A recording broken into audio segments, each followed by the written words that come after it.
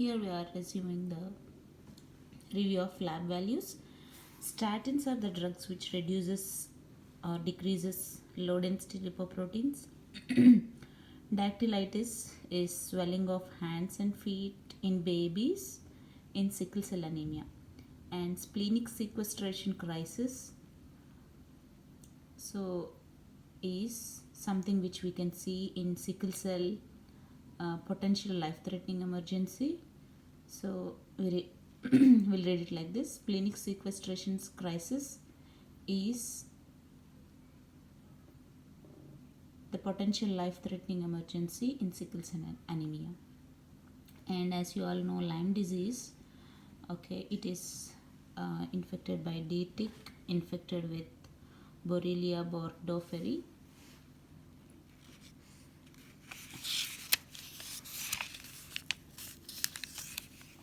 And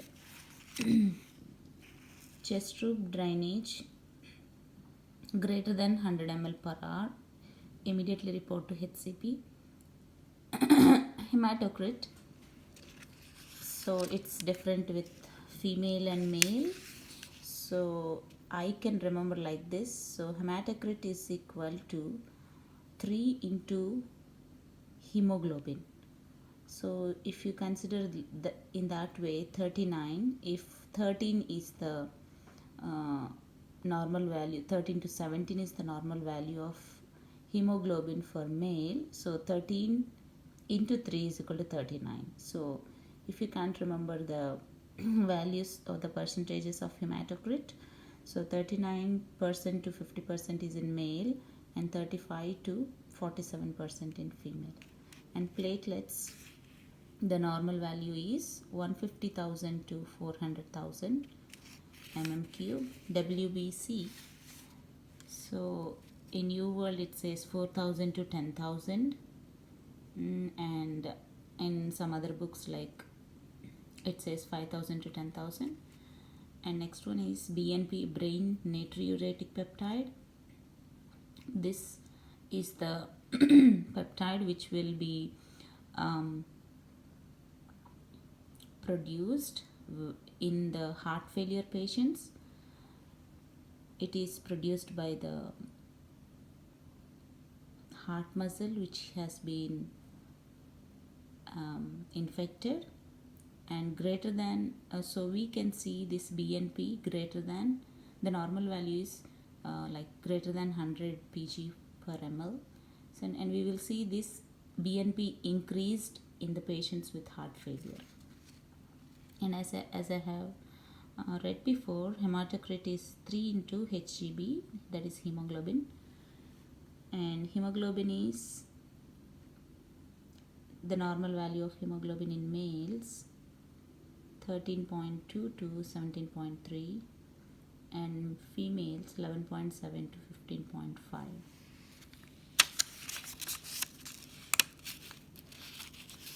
And central venous pressure normal value 2 to 8 mmHg. MAP, mean arterial pressure, it is 70 to 105 mmHg. And in case of anaphylactic shock, I have written somewhere, in case of anaphylactic shock, this mean arterial pressure should be greater than 65 mmHg. So we should, as a nurse, we should maintain it to be greater than 65 mmHg. And systemic vascular resistance is 800 to 1200 dynes per dynes. Then I wrote some meds here. Proton pump inhibitors ends with Prazole. Obtundation, if you see the word obtundation, we have to remember that it is a sign of severe hypoglycemia.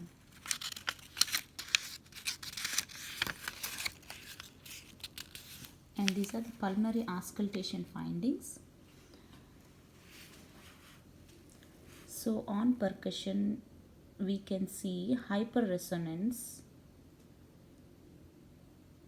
in two conditions, that is pneumothorax and emphysema.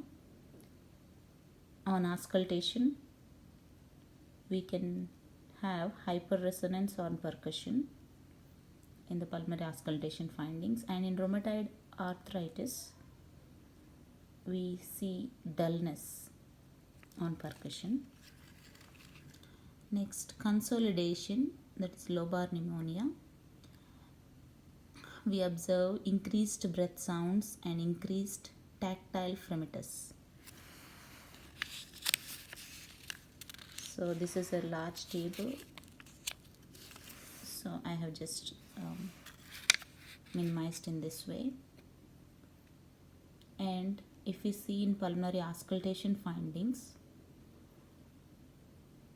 increased breath sounds and increased tactile fremitus is only found in consolidation, that is lobar pneumonia, and rest all other pulmonary diseases we find decreased breath sounds and decreased tactile fremitus.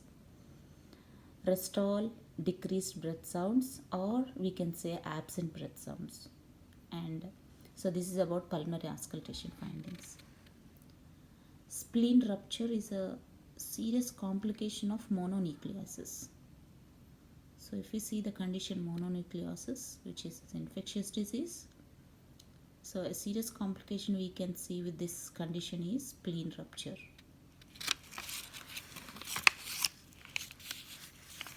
Normal PaCO2, partial pressure of carbon dioxide, is 35 to 45 mmHg. Partial pressure of oxygen should be greater than 80 mmHg. And creatinine kinase normal value is greater than 15,000 units per liter. So this creatinine kinase will be released when there is severe muscle damage, and this will be a precursor to the kidney injury. So nurse's responsibility is prompt IV fluids. We have to give the IV fluids immediately. So the normal value is creatinine kinase should be greater than 15,000 units per liter. And this is criteria for initiating rapid response team. Heart rate less than 40 or greater than 130. Systolic blood pressure less than 90. If respiratory rate is less than 8 or greater than 28. Oxygen less than 90% despite oxygenation, and urine output less than 50 ml per 4 hours. And we also should see level of consciousness. And one more criteria for rapid response team is if any physician or if any staff member is concerned or confused about the patient's condition, we can initiate rapid response team.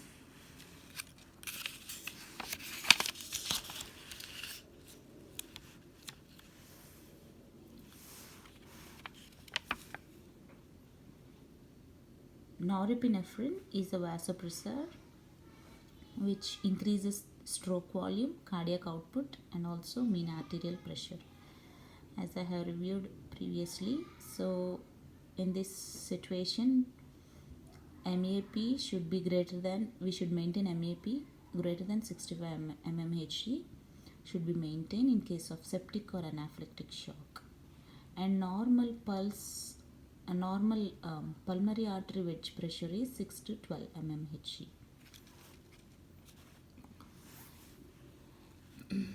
And this is the scribblings done by my son. Okay.